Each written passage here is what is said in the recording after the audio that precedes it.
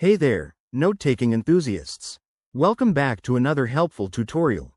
Today, we're diving into how to back up GoodNotes to Google Drive in 2025. If you're using GoodNotes for your studies, work, or creative projects, backing up your notes is crucial to avoid losing valuable data, especially with all the updates in 2025 that make this process even smoother. By the end of this video, you'll have your notes securely stored in the cloud, ready for access anytime, anywhere.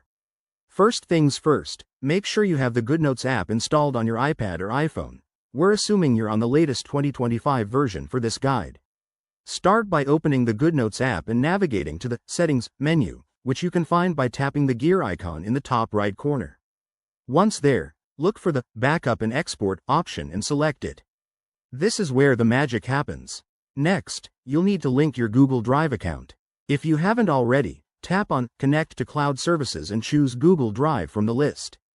You'll be prompted to sign in with your Google account. Go ahead and do that securely. After connecting, select the notebooks or notes you want to back up. GoodNotes makes this easy with a simple checkbox system, so pick the ones that matter most to you. Now, hit the Export or Backup button, depending on your app version. Choose Google Drive as the destination, and voila, your files will start uploading.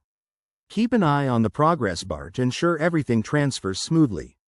Once it's done, you can double-check in your Google Drive app or website to confirm your notes are there. One quick tip for 2025.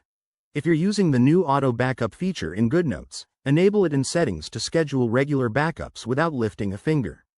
That way, you're always protected against unexpected issues. There you have it, folks. Backing up your GoodNotes to Google Drive is a straightforward process that takes just a few minutes but saves you from potential headaches. If this tutorial helped you out, hit that like button, subscribe for more tech tips, and drop a comment below if you have any questions.